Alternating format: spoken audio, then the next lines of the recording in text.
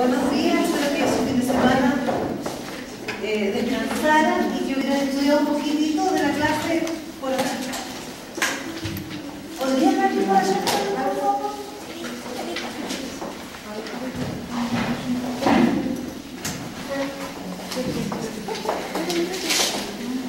La semana pasada hicimos dos actividades. Primero, la clase, que fue como que llegamos hasta la mitad solamente, y que faltaba la última parte que pedí que ustedes repasaran, y lo que era el taller de taxonomía escrito, vamos a la para venir acá para entregarse. A algunas personas les fue más o menos y a otros les fue más o menos más. Entonces, para que mejoren, vean cómo pueden mejorar, a lo mejor les faltó el tiempo, y que conversen conmigo por la pauta, ¿ya?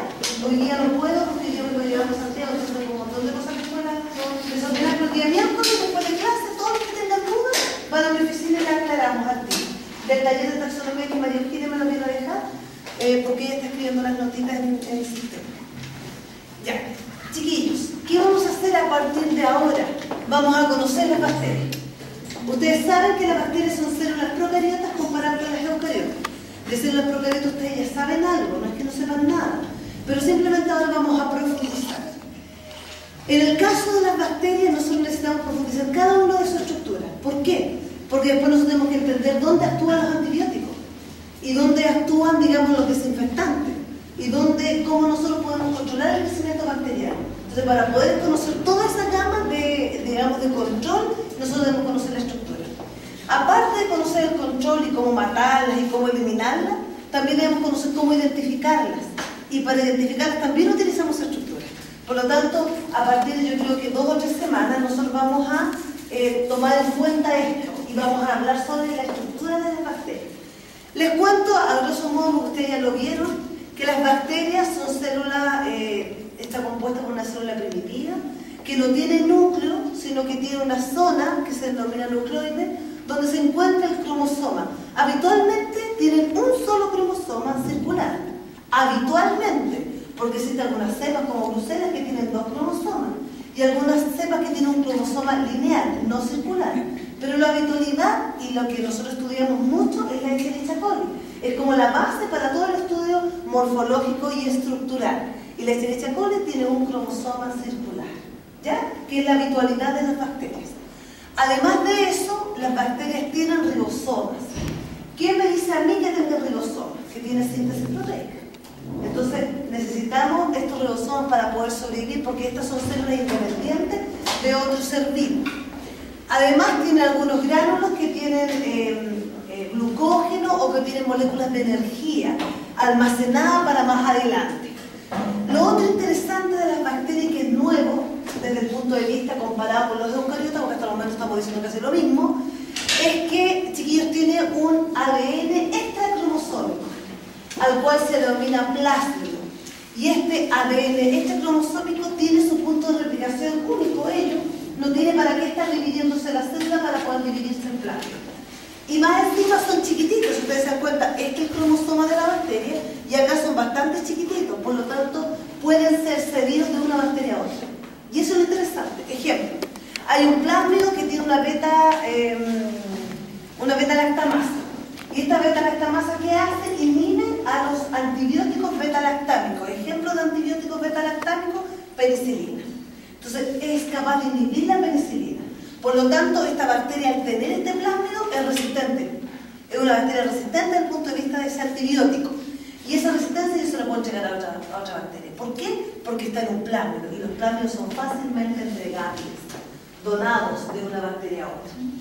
¿Qué otra característica tiene? Bueno, tiene una membrana citoplasmática igual que la que nosotros conocemos, pero vamos a ver la funcionalidad, porque la membrana en las bacterias cumple funciones como mitocondria, haciendo la referencia, o como aparato de Golgi, o retículo endoplásmico, porque ahí es donde se emplean las proteínas y pueden salir hacia el exterior secretadas. Entonces tienen esas funciones un poco más importantes en las bacterias que en los eucariotas, aparte obviamente el transporte activo, pasivo, etc. Posterior a la membrana tienen una pared celular, y esta pared celular es bien importante, que solamente las tienen las procariotas con características importantes y propias de ellas, y esa es la que vamos a ver en la clase el día de hoy. Ustedes debieron hacer una tarea, la cual yo voy a pedir al final de la clase, voy a tratar de preparar un poco porque tienen que haber hecho algo previo para venir a clase el día de hoy. Vamos a tratar de respetar esas cosas, si es que no lo hicieron hoy día no importa, el día les va mal, pero ya va el miércoles, jueves y la otra semana todo les va bien. Posterior a esta pared celular que es bastante rígida, que les quiero decir inmediatamente que le da la forma a la bacteria y que la mantiene viva, porque la presión osmótica dentro de la bacteria es superior a fuera de la bacteria. Por lo tanto, podría explotar si no tuviera pared celular. La pared celular la mantiene viva, le da la forma, le da la rigidez, etc. Posterior, algunas bacterias tienen cápsula, que esto como que se ve medio transparente acá arriba.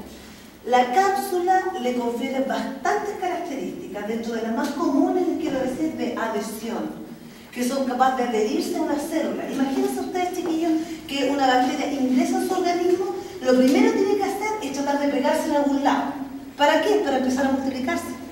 Entonces se pega a un lado, como que se adhiere y empieza a multiplicarse. No penetra porque no necesita penetrar, pero sí se adhiere, se pega y empieza a multiplicarse. Además, la cápsula tiene otra característica importante que desde ahora la vamos a conocer, que evita la fagocitosis. Al evitar la fagocitosis resiste la respuesta inmune innata, y al resistir la respuesta inmune innata es capaz de multiplicarse en el organismo sin mayores problemas. Entonces son dos características propias de la cápsula. Por lo tanto, las bacterias que tienen cápsula, nosotros decimos que tienen más virulencia, porque la cápsula es un factor de virulencia. ¿Por qué es un factor de virulencia? Porque le da características de multiplicarse en el ser humano, pasar desapercibida, adherirse a una célula y causar enfermedad. Por eso es un factor de virulencia. Además, algunas bacterias tienen flagelos, que son estos pelos largos. También vamos a ver la estructura del flagelo y vamos a ver cómo se mueve molecularmente el flagelo. Vamos a ver cómo obtiene la energía el flagelo para moverse. Bueno, si yo estoy diciendo de moverse, yo les quiero decir que ahora en adelante ustedes hablan de flagelo y ustedes van a hablar de movilidad. Las bacterias que tienen flagelo son bacterias que se pueden mover, ir de un lado hacia otro. ¿Cuál es la gradiente? ¿Quién las atrae? Los nutrientes. Si yo tengo en la esquina de la sala una torta con chocolate caliente hoy día en la mañana, no sé qué les gusta a ustedes, me gustan mucho las cosas dulces en la mañana, pero no sé, pan con queso, le aseguro que ustedes pasarían a dar su vuelta para ahí se sentarían, porque ese sería nuestra gradiente. Las bacterias lo mismo, pero eso solamente las bacterias que tienen movilidad, ¿ya? Las otras sí se mueven, pero mucho más lento. Los que tienen movilidad pueden penetrar. Factor de virulencia, es capaz de penetrar tejidos. Eso es un factor de virulencia. Y por último, pili, que son pelos, que también se dice fimbrias, es el otro nombre que tiene, que también le confiere cierta capacidad de adherencia. Las fimbrias son de adherencia. Ahora, no tenemos enfermedad si no tenemos adherencia.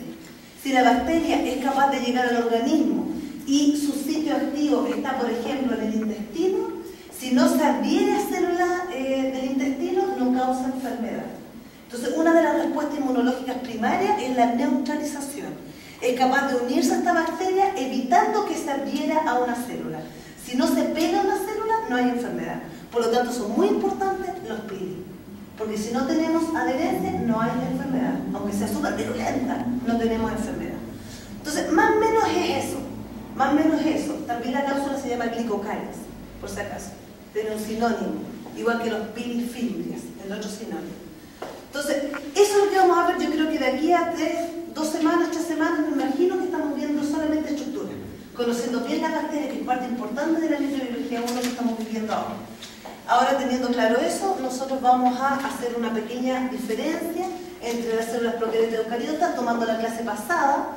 Aquellas personas que no la analizaron, ahora vamos a hacer el resumen.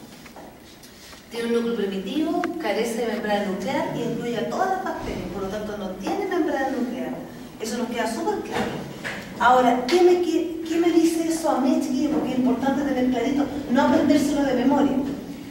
Que si una bacteria no tiene una membrana especial, como una barrera que divide el cromosoma del resto del citoplasma, a mí me está diciendo que la replicación, la multiplicación de esta bacteria es mucho más rápida que la célula eucariota. Porque la célula eucariota tiene que haber una replicación dentro, salir de la membrana, llegar al ribosoma y sintetizar proteínas. En cambio aquí, como está todo junto, mientras está saliendo el ADN mensajero, está empezando a salir, ya podemos tener ADN, ARN mensajero y proteína al mismo tiempo, porque no hay membrana que los divida, no hay una barrera, por lo tanto es mucho más ágil la multiplicación bacteriana y la síntesis de proteínas. Cuando yo hablo de que es mucho más rápida la multiplicación bacteriana, yo estoy diciendo que estas proteínas que están saliendo lo más probable es que sean proteínas estructurales. Y más encima, como tienen solamente un cromosoma, mucho más ágil. Una célula humana se demora horas, días en dividirse, una célula bacteriana 20 minutos. Más o menos, 20 minutos es un estándar. Puede ser 43, puede ser un poco más, un poco menos, pero son 20 minutos. Significa que en la clase del día de hoy, si hoy día hay 100 bacterias acá en la sala, terminando la clase van a haber 100, digamos, exponencialmente por 100 y exponencialmente por 100. O sea, van a haber más de 1 millón de bacterias cuando termine la clase, hoy día. ¿Ya? Posee un ribosoma de 70S comparado con las células eucariotas, ¿ya? Dividido este cromosoma, digamos este ribosoma, en uno de 50S y otro de 30S, ¿ya? No contiene núcleo, no contiene mitocondria, no contiene retículo endoplásmico, no contiene aparato de Golgi. ¿Dónde está la funcionalidad de la energía? ¿Dónde obtiene la energía si no tiene mitocondria? Membrana plasmática. ¿Dónde está el retículo endoplásmico, aparato de Golgi? Membrana plasmática y un sistema de secreción muy cercano a la membrana plasmática, que vamos a conocer, por tanto tenemos que conocer mucho la bacteria. Y obviamente no es regla general, pero en lo común posee un único cromosoma circular desnudo. ¿Qué quiere decir desnudo? Que no tiene histonas. Aquí no están las histonas, aquí hay otras proteínas parecidas que se le ha dado la funcionalidad para poder producir este plegamiento tan grande, pero no tiene histonas. Lo que ustedes conocen como célula eucariota, que la vimos en todos los colegios, que la han visto ustedes, y lo que nosotros conocemos como células procariotas. Por favor, el tamaño también es importante. Estamos hablando de un tamaño mucho menor y con una funcionalidad impecable. Y más encima resistente mucho más que las células eucariotas. Mucho más resistente y mucho más independiente para ellos. Dentro de las eubacterias o las bacterias tenemos algunas que son bastante grandes, que se denominan cianobacterias, que no producen patología en el ser humano. Y tenemos acá la típica Escherichia coli. Por favor, el tamaño es bastante decidor. Esto está hecho, digamos, para que ustedes lo puedan ver. Acá estamos hablando de 50 micrones, estamos hablando de 1 por 3 micrones. Este es un poco más chiquitito, Haemophilus influenza un poco más chico. Y dentro de las bacterias, los Bacillus megatherium son los más grandes que pueden existir dentro de las bacterias de este ámbito. Son microorganismos de vida libre. ¿Todas? No. No todas son de vida libre. ¿Qué significa vida libre? Significa que pueden caer acá en la esquina y si hay compuesto orgánico, ellos se pueden multiplicar y después infectar a un ser humano o infectar a un animal. En cambio, no todos son así. ¿Por qué? Porque algunas necesitan una célula. Ejemplo, por favor, señor. Ejemplos de bacterias que no tienen vida libre. Ya, la Neisseria gonorrea tiene vida libre. Pero tiene razón. ¿En qué sentido tiene razón? Y te lo voy a tomar como una buena respuesta. Que no es capaz de multiplicarse fuera, el único huésped definitivo, alternativo y todo es el ser humano, y tiene su ciclo patógeno intracelular. Así que te lo voy a tomar como bueno. Pero no es tan así. Otro. Voy a preguntar a señorita atrás. Yes. ¿Te acuerdas que yo dije que tenía que leer todas las bacterias, aprenderse algunas? De esa cual te suena que es intracelular, que se parece a un virus, porque solamente puede sobrevivir dentro y fuera muere, y no infecta si está fuera de una célula.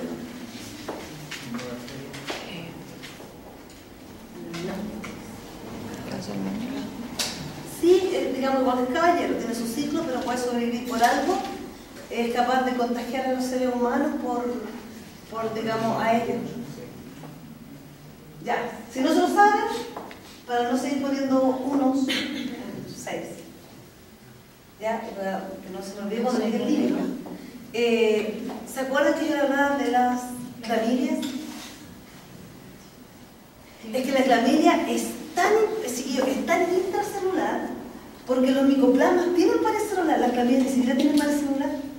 Y encima las clamilias pasan por 2 ciclos especiales que tienen que ser intracelular. Bueno, entonces con esta pregunta, y para que no se lo olviden nunca que las clamilias son intracelulares, les quiero decir que no todas las bacterias tienen vida libre. Yo diría, y me atrevería a decir que el 80% sí, puede vivir afuera y multiplicarse y contagiar, pero un 20% necesita una célula. Por algo está esta diapositiva manifestando que necesitaba esto. Y acá arriba está el nombre, dice clamidia. Para todos los que les pregunté, si mirando adelante no pueden llegar a la respuesta. ¿Ya? Cuando hablamos de la división celular, vamos a ver una clase de solamente división celular, pero yo les quiero decir que el nombre no es mitosis, porque mitosis es para células eucariotas. Esto se denomina fisión binaria. ¿Qué significa eso? Que una bacteria que tiene un tamaño, ejemplo, 3 micrones de largo, se duplica su largo a 6 micrones. Después se genera un septo al centro, porque hay todo un montón de proteínas que van guiando esta división, y este septo se parte totalmente y se generan dos células idénticas a la anterior. Obviamente cuando empieza a estirarse y a duplicarse su pared celular y su membrana, al mismo tiempo empieza a multiplicarse el ADN, la replicación, hasta generar dos cromosomas idénticos y se corta el medio en este septo y ahí tenemos dos células hijas. El tiempo que genera esta replicación o fisión binaria es de 20 minutos. Entonces súper efectivo, súper rápido. Chiquillos, cuando ya está dividido no alcanzan a estar las 2 horas cuando ya se empieza a multiplicar de nuevo. No es que las dos hijas van a quedarse 3 minutos solas, lindas, preciosas, sin movilidad. Son dos hijas y ya empezaron a replicarse el ADN y empezaron a generar las otras células y un ciclo que no termina y no termina, a no ser que no haya nutrientes. Si no hay nutrientes, empieza a bajar la tasa metabólica y empieza obviamente a quedar en stand-by. Lo mismo, simplemente aquí, el área nuclear lo primero que empieza es la replicación, se genera el septo y se divide. Y acá nosotros podemos ver una microscopía electrónica donde se observa los dos núcleos y el septo que se va generando al medio.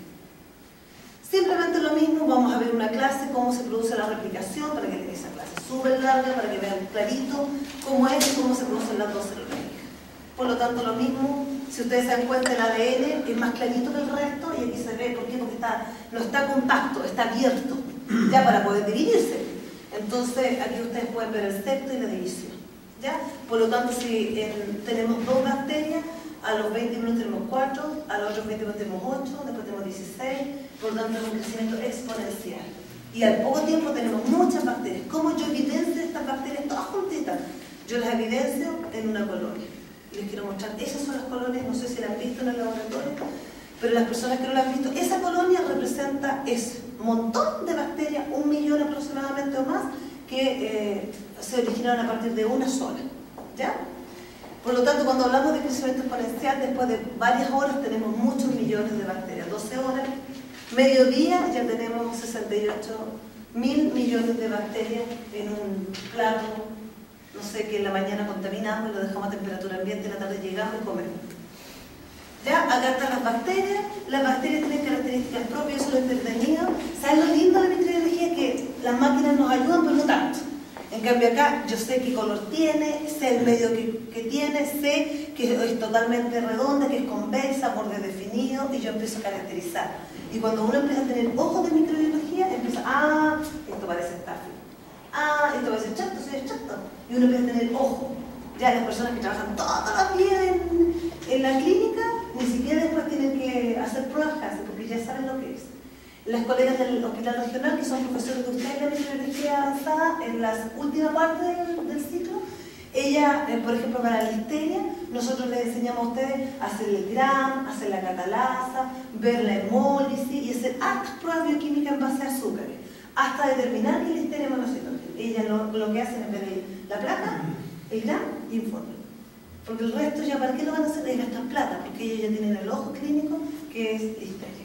Ahora, no se olviden nunca que el ojo clínico también puede fallar, sobre todo cuando está empezando. Entonces, no guiarse por eso. Y siempre voy a contar la historia, porque lo encontré tan cómico cuando estábamos en la clínica alemana, nosotros nos fuimos a montar el laboratorio. A mí siempre me ha tocado montar cosas. Me fui, por ejemplo, a montar un laboratorio, después me fui al hospital de las fronteras de tiempo a montar, que era coreano en esos años, muchos años atrás, a montar el laboratorio, después me fui a la clínica alemana a montar el laboratorio, después me fui a la católica a montar un laboratorio veterinario y después me vine aquí a armar la carrera de ecología médica. Siempre he hecho cosas de montar, he llegado cuando no hay nada, cuando no hay oficina, estoy acostumbrada a la parte dura de de los trabajos. Bueno, cuando nosotros fuimos, montamos este laboratorio, empezamos la marcha blanca y todos hacíamos turno. Y una de las colegas tuvo su bebé, por lo tanto hubo un reemplazante para microbiología. Yo estaba en hemato y la colega empezó a tener problemas porque era muy resistente a la bacteria, era un estafilococcus multiresistente. En ese tiempo habían estafilococcus multiresistentes, no tanto, estamos hablando del año 96, 95. Entonces yo dije, no puede ser tanto la resistencia. Le dije, ¿pero estás segura? ¿Estafilococcus? No, se le dice todo. No, y tiene las características de las colonias, ¿pero estás segura? Sí, sí. Entonces estuve a punto de mandar a mi ICP cuando yo fui a dar una vuelta y le dije, a ver, veamos, ¿hiciste gram? No hice gram. ¿Pero por qué no hiciste gram? Porque es estáfilo. Si se nota que es estáfilo. Pero el gram tienes que hacerlo cuando tienes dudas, sobre todo cuando pasan estas cosas. Cuando son multiresistentes y son resistentes hasta la banco, tienes que hacer gram para asegurarte. Cuando yo veo la placa, abro la placa y un olor a levadura, pero impresionante, casi como que estaban haciendo pan, o sea, un olor súper fuerte. Y dije, no decía el nombre, que le dije, ya, después conversamos. Y llegué y ni siquiera el olor le había llamado la atención, era una levadura, que es un hongo, obviamente no moría con ninguna de los antibióticos que ella ponía, y estuvo a punto de informarse al médico y de mandar al ISP la cepa. Y una persona titulada, con, yo creo que fácil, unos 5 años trabajando. Entonces, claro que es importante el ojo, pero no, cuando algo no nos resulta, algo está raro, volver a lo básico, al gram, a la catalasa y hacerla. Si ustedes se dan cuenta, son bastante diferentes las colonias pasadas que estamos viendo ahora. Esta es una levadura, de un color rosado, más pequeñas, etc. O estas, son diferentes. No, estoy ocupando en todos el mismo medio. Transparente, un medio transparente. No es que el medio le dé el color, esta serratia. Y la serratia tiene este color. Y esta bacteria es muy patógena intrahospitalariamente, porque sobrevive en el agua. Entonces es capaz de estar en todos los hospitales, en cualquier parte, y causar enfermedades en los pacientes, serratia. Y esta es otra colonia que esta se ve así como todo junto porque está sembrado con poco aislamiento. Y si ustedes se dan cuenta, tiene como un velo de un color verde que contagia al medio. Porque este es un color o un pigmento no difusible. Porque solamente lo tienen las colonias, no el medio. En cambio aquí lo traspasó al medio y esto es pseudomonas. ¿Ya? Y la pseudomonas es característico por el color y por el olor, que tiene un olor más agradable que el resto de las bacterias. Entonces, yo quise hacer este paréntesis antes de empezar con pared celular porque vamos a conocer estas bacterias. Vamos a conocer todo lo de ellas y comenzamos esta clase con pared celular. Funciones de la pared celular, chiquillos. Confiere resistencia a la tensión. Genera protección atmosférica. Estamos hablando que adentro de la bacteria es de 5 aproximadamente atmósferas o más. O sea, mucha presión. Y la pared celular mantiene rígidas, lindas las bacterias sin poder explotar en cualquier momento. Posee determinantes antigénicos. ¿Qué significa determinantes antigénicos para aquellos que no lo entienden? Significa que tiene ciertas estructuras proteicas o glicolípidos que son capaces de llamar la atención del sistema inmune y montar una respuesta contra ellas. Significa que tiene determinantes antigénicos, significa que actúan algunas de sus estructuras como antígenos. Entonces, cuando nosotros vemos el sistema inmune del ser humano o de los mamíferos, todo lo que uno denomina antígeno es una molécula extraña que causa una respuesta inmune. ¿Y cuál es el resultado de esta respuesta inmune? Un anticuerpo, para dejarlo como bien básico, un anticuerpo. Entonces, si tiene determinante antigénico, significa que el ser humano es capaz de detectarlo como extraño. Entonces, si no tuviera determinante antigénico, pasaría desapercibido. Aquí no pasa desapercibido. La pared celular le confiere estos antígenos. Y, obviamente, como yo ya había dicho, la otra función, la tercera, le confiere la forma. ¿Ya? La forma cocoide, la forma basilar, la forma de espirilo, se lo deben a la pared celular. Y genera una permeabilidad no selectiva. Es un poco permeable, pero obviamente no selectivamente. Ella deja entrar lo pequeño y detiene lo grande. En lo que es un poco selectiva es la pared de las gram negativas que vamos a conocer hoy día. Ya la naturaleza química de los componentes de la pared celular le confiere ciertas características útiles para nuestra atención y es nuestro primer rango taxonómico de división, ¿cierto? Nosotros ya nos quedó clarito eso. Entonces le va a conferir la característica de ser denominada gram positiva, de ser denominada gram negativa. ¿Ya? Entonces, ¿cuáles son estas características? Y ahora vamos a conocer, aquellos que no han leído, aquellos que no han visto nada, podemos decir que las bacterias gram positivas su pared celular, si hacemos un corte de la pared celular, nosotros vemos esto. En primer lugar, este es el citoplasma. ¿Ya? Todo para abajo sería el citoplasma. Esto, si ustedes lo conocen, es la membrana plasmática. Bicapa lipídica, proteínas entre medio, todo lo que ya hemos visto. Y esta, de aquí hasta acá, es la pared celular. Lo único que tiene la pared celular es una estructura única que se denomina péptidoglicano. Y es grueso el péptidoglicano. O mureína, también en algunos libros se denomina mureína. Esto que se ven como raíces es ácido teicoico, con sus diferentes, digamos, variaciones, pero son ácidos teicoicos. ¿Ya? Y eso, esa es la pared celular de las diapositivas, nada más que eso. Obviamente tiene algunas proteínas, algunas cosas, pero nada más. Veamos la gran negativa un poco más compleja. Por favor, citoplasma, que nosotros habíamos visto. La membrana plasmática, muy similar a la que nosotros habíamos visto anteriormente.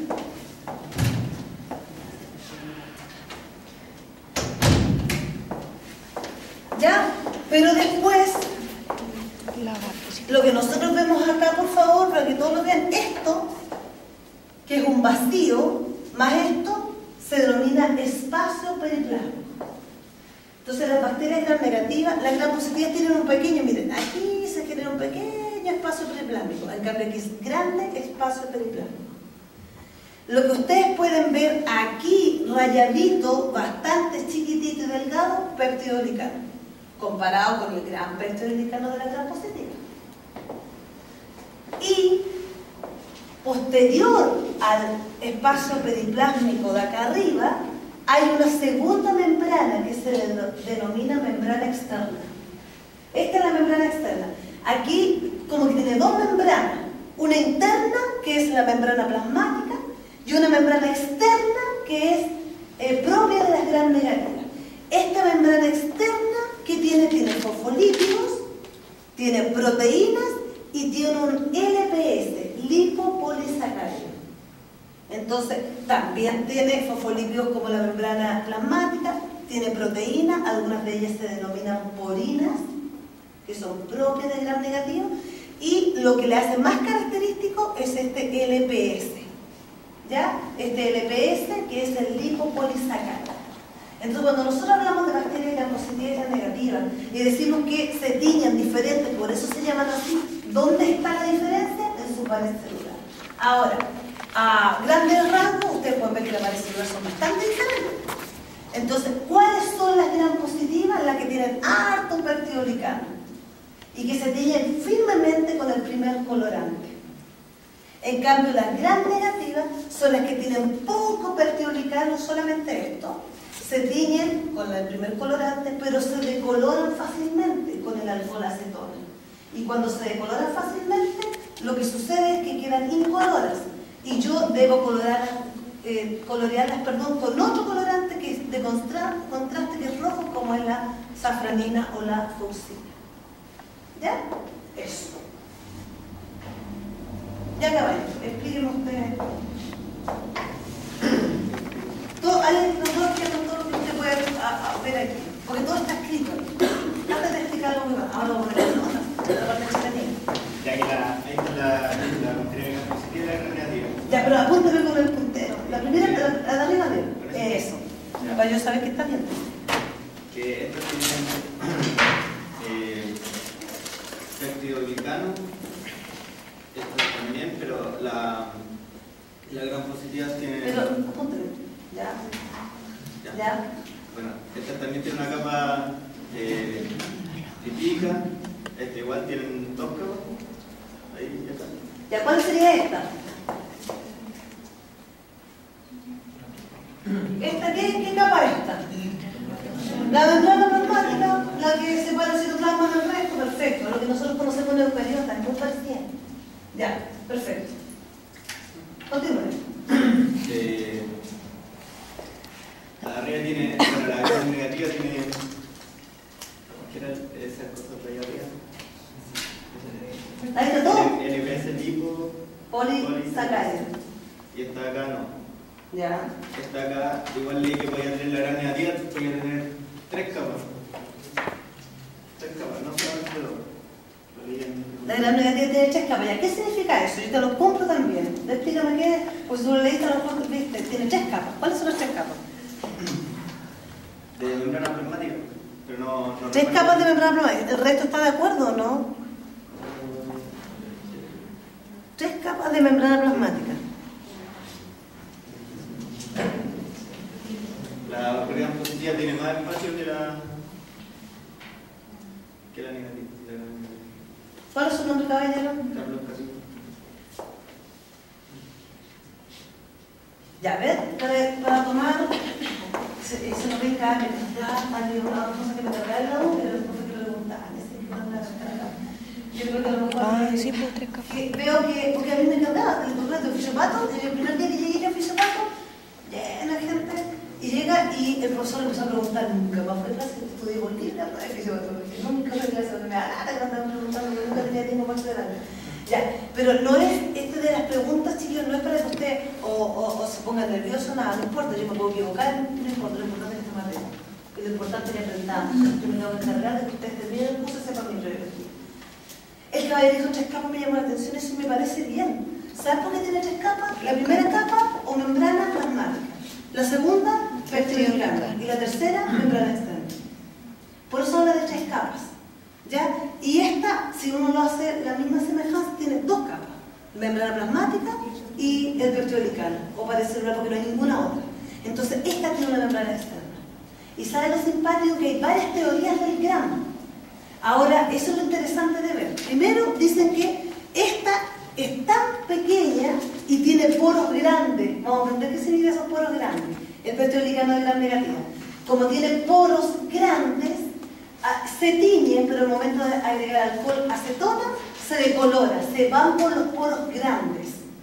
La otra teoría es que se tiñe la membrana y con el alcohol acetona, como estos son lípidos, se va a la capa externa. Y al irse a la capa externa, se va el colorante.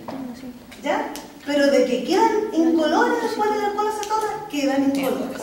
Ahora, si yo aplico alcohol acetona 1 hora, le aseguro que el vertebral de gran negativa también de gran positiva también se pone incolora. Por eso tiene tiempos la tinción. El primer colorante 3 minutos y tienen que hacerse 3 minutos. ¿Ya? Uno, si quiere apurar los procesos en el laboratorio, puede cometer errores. Por lo tanto, usted le enseña 3 minutos y hasta el resto de su vida lo hace 3 minutos. ¿Ya? Porque yo he visto que tiñen, decoloran, agregan y les queda bonita igual. Pero esas son las bacterias comunes. Cuando tengo una bacteria media complicada y ustedes hacen el procedimiento rápido y se equivocan y dicen, doctor, es una gran positiva. ¿Qué antibiótico le van a aplicar para gran positiva? Porque son antibióticos diferentes. No se olviden que usted hay un paciente y hay un tratamiento detrás de todo su trabajo laboral.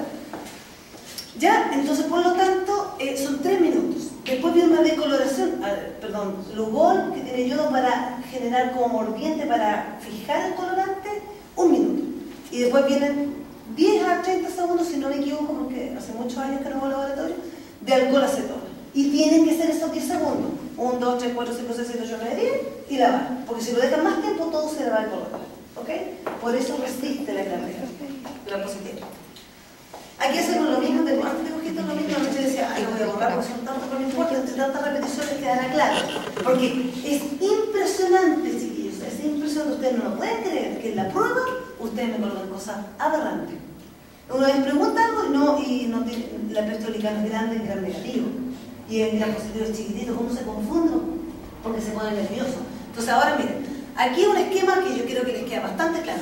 Las bacterias gran positivas, membrana plasmática, peptidolicano y ácidos teicoicos. Hay 2 tipos de ácidos teicoicos. Uno que son cortitos, que unen el peptidolicano entre sí, y uno que son largos, que unen del peptidolicano, atraviesan hasta la membrana. Estos tienen mayor cantidad de lípidos, por lo tanto se llama lipoteicoico. ¿Ya? Por eso, son 2 tipos de ácidos teicoicos. En el caso de las gram negativas, chiquillos, membrana plasmática idéntica, miren el peptidolicano. Súper pequeños, y más encima aquí tenemos lipoproteínas unidas al peptidolicano. Membrana externa, que tienen LPS, que aquí están como esas colitas que aparecen, lipopolisacáridos, y aquí hay unos canales, y a estos canales proteicos se le denominan polinas. Por lo tanto, cuando ustedes lean un paper donde aparece la purina o MP48, ustedes saben que esa bacteria es gram negativa. Porque las bacterias gram positivas tienen purina, no. ¿Ya? Entonces vamos aprendiendo que de repente se nos confunden esas cosas. Cuando pasamos, chiquillos, transporte activo, se nos confunde todo. Entonces por eso ahora tiene que quedar clarito. Cuando yo hablo, señorita, de membrana externa, ¿a cuál de estas me refiero? Apúntenme. Con este punto. Esa. Es membrana externa. ¿Quién es la posee? La gram negativa. Ya. Vamos a poner nota. ¿Es lindo eso? Cristina Almendros 7. Ya, entonces, ¿por qué? Porque cuando nosotros hablamos, es impresionante, hablamos de transporte, en membrana externa, y ustedes se confunden todos, no saben cuál es la membrana externa. Si yo hablo de transporte activo y utilizo una membrana externa donde está una TPasa, por ejemplo, yo estoy hablando de gram negativo. Ni siquiera les tengo que decir que mi ejemplo es gram negativo, porque son las únicas que tienen membrana externa. Analicemos un poquito más las gram positivos ahora, con un poco mayor detalle, viendo más o menos su comportamiento. ¿Qué es el peptidoglicano? Que es lo primero que uno quiere decir. El peptidoglicano es un polímero. ¿Qué significa que sea un polímero? Que son repeticiones de un monómero. Tenemos un monómero aquí que puede ser azulito y se repiten azulito, cuadrado, azulito, azulito, azulito, azulito, y todo eso es un polímero. Entonces el peptidoglicano es un poquito aburrido porque es como repetitivo. Desde el punto de vista antigénico no llama mucho la atención porque es muy repetitivo. El sistema inmune le gustan las cosas como medias raras, por lo tanto el peptidoglicano no es un buen antígeno. No es la parte antigénica de la pared celular, definitivamente no es, porque es demasiado repetitivo, aburrido. Entonces, miren, si ustedes se dan cuenta que en este esquema aparece un círculo y un cuadrado. Círculo, cuadrado, círculo, cuadrado, círculo, y está unido a unas palitas alrededor. Ese es el peptidoglicano. El círculo, N-acetil murábico. Ácido N-acetil murábico, el cuadrado N-acetil glucosamina. Entonces, son azúcares. Bien, el peptidoglicano son azúcares. Azúcares unidos. Pero el N-acetil murábico tiene una patita más larga. Tiene un péptido, tiene unidos aminoácidos. ¿Cuántos aminoácidos tiene unidos? 4 aminoácidos. Por lo tanto, este polímero es la repetición constante de un monómero que es este. N-acetilmurámico, N-acetilglucosamina y un tetrapéptido unido al N-acetilmurámico. ¿Ya? Entonces, esto va generando una malla. ¿Por qué? Porque yo monómero me uno para el lado a través de mis azúcares y me uno para abajo con el que está abajo mío a través de mi tetrapéptido. Entonces mis piernas son el tetrapéptido, mis brazos son los azúcares, yo me voy uniendo para el lado y para abajo me uno con lo que está. Y genero una malla. Y ese es el peptidoglicano. ¿Ya? Nada más que eso. Y aquí nosotros vemos los ácidos teicoicos de las paredes gram positivas, que son cortitos que se unen solamente con el peptidoglicano, y los ácidos lipoteicoicos que se unen hasta la membrana plasmática. ¿Ya? Bastante largo. Por lo tanto, estabilizan este peptidoglicano. Porque si no, el peptidoglicano estaría suelto. ¿Saben por qué? Porque aquí hay un espacio periplásmico. Este es un espacio periplásmico. Si no estuvieran los ácidos lipoteicoicos, se separaría fácilmente. ¿Ya? Y también tiene algunas proteínas de superficie, esta pared celular en menor grado. Veíamos el esquema y aquí está la estructura. El acetilmurámico, el acetilglucosamina, tiene una unión glicosídica aquí, 1,4, este es el carbono 1, 2, 3, 4, acuérdense de las químicas, y este es el 4, y es una unión glicosídica. Bueno, esta unión glicosídica es sensible a la lisocima. La lisocima es una enzima que está presente en la saliva y en algunas sustancias, mucosidad, y que destruye el peptidoglicano. Entonces también es una acción bactericida. Pues capaz de matar a una bacteria gram positiva más que una gram negativa. Y aquí, chiquillos, están el tetrapéptido. Se dan cuenta, alanina, ácido glutámico, ácido diaminopimélico y alanina. Este cambia. Y ahora vamos a ver los cambios que hay, dónde está la glicina, pasa por la ornitina y las diferencias que hay entre bacterias. Y eso vamos a ver y eso está como escrito, así que no va a ser difícil para ustedes abordarlo. ¿Ya? Eso es el monómero del peptidoglicano. Lo mismo, simplemente con la estructura, en vez de acá colocar los nombres, se puso la estructura de cada una de ellas. Y yo les quiero decir que aquí dice de la unión cruzada. Unión cruzada, ¿qué significa? Que la lisina, primer aminoácido, se une con otro monómero y también el N-acetil de aminopimélico también se une con otro. Por lo tanto, la unión está a este nivel y a este nivel, con otros monómeros. Por lo tanto, en el aminoácido 1 y en el 3 son las uniones. Y aquí está la unión beta 1,4 y esto es sensible a la lisosima. Son datos que doy porque después voy a poner un problema. Se dieron cuenta que en el taller había una pregunta o dos preguntas problema, pero una muy fácil, que era la última. ¿Cuáles eran comunes? ¿Cuáles eran las bacterias comunes? Eran obvias, eran la A y la B, las que son más especies casi. Y la otra pregunta era la de Burkholderia. Se dieron cuenta que había un brote de Burkholderia y que cómo llegaban al fin. Esas son las preguntas que yo hago en prueba. Yo no hago de todo el taller, ninguna pregunta la haría más que la de la Burkholderia. Para las personas que hicieron la micro, más o menos ese es mi tenor. Entonces yo coloco un problema y ustedes tienen que resolverlo. ¿Y cuál es la resolución de eso? No es llegar a serotipificación, era llegar a genotipificación. ¿Por qué? Porque la idea era ver clones. ¿Ya? La idea era ver clones. Por algo, cuando hablamos, yo les dije, chiquillos, yo en clase lo dije, cuando hablamos desde el punto de vista epidemiológico, yo quiero ver brotes, yo quiero llegar a clones. Y los clones se llegan con genética. Cualquier técnica genética que me da clones. Y yo nombré la electroforesis de campo pulsada. Yo dije todo lo importante, pero lo dije en otro contexto. Entonces tiene que tener la capacidad de unir la información entre ellos. ¿Ya? Es así de mala soy. Entonces todas las cosas que yo digo, todas tienen un significado. Pero cuando yo digo chiquilla de lisosima, capaz de destruir, después voy a hacer una pregunta de lisosima. Pero en otro contexto, con otra problemática, no te parece celular. ¿Se dan cuenta? Ya, acá lo mismo, por favor, repitiendo, absolutamente repitiendo, disculpen a las personas que les quedó claro, tenemos el monómero, N-acetilmurámico, N-acetilglucosamida y los tetrapéptidos. ¿Ya? Y dentro de los tetrapéptidos, este diaminoácido puede ser diaminopimélico, ácido diaminopimélico, o puede ser N-lisina, también se ha visto en otras bacterias. ¿Ya?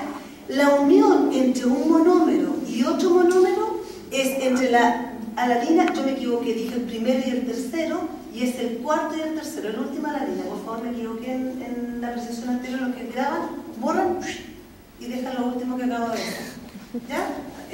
La alanina última se une con el tercer aminoácido del otro monómero, que es el ácido diaminopimélico. Esta unión es directa. ¿Ustedes ven algún aminoácido entre medio? No. Ven un puente, nada más. Unión peptídica, nada más, no ven nada más. En cambio aquí ven algo extra, sí. Hay glicinas, altas entre medio, lo que le da mayor resistencia a la bacteria. Yo les quiero decir que las bacterias gram negativas tienen ese tipo de unión, directas, no tan resistentes, que se rompe fácilmente. Una unión peptídica la podemos romper fácilmente, pero esto lo tienen las bacterias gram positivas. Por lo tanto, el peptidoglicano de bacterias gram positivas es más firme, porque tiene uniones directas, pero también tiene uniones compuestas, con mayor cantidad de otros aminoácidos entre medio. Hay un puente de aminoácidos, lo que le da mayor rigidez, mayor fuerza. Por lo tanto, ya sabemos que las bacterias gram positivas por eso se tiñen y no sacan luego el colorante, porque son más firmes, es una malla mucho más firme. ¿Ya?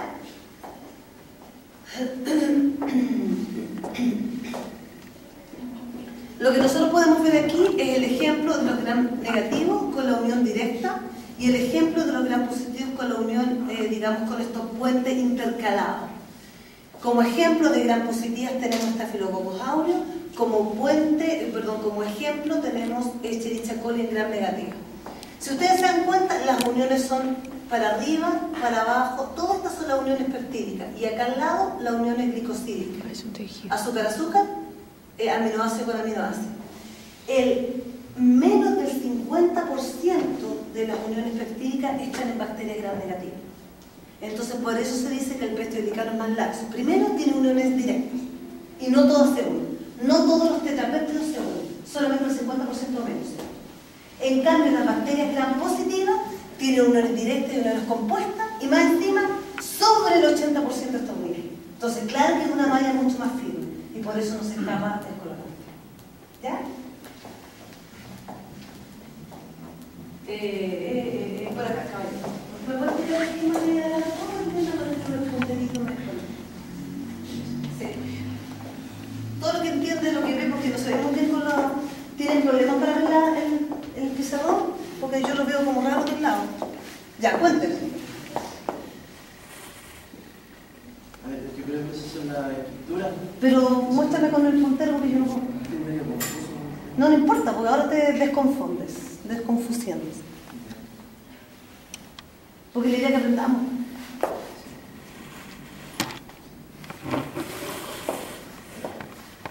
Eso no lo entiendo mucho, señorita.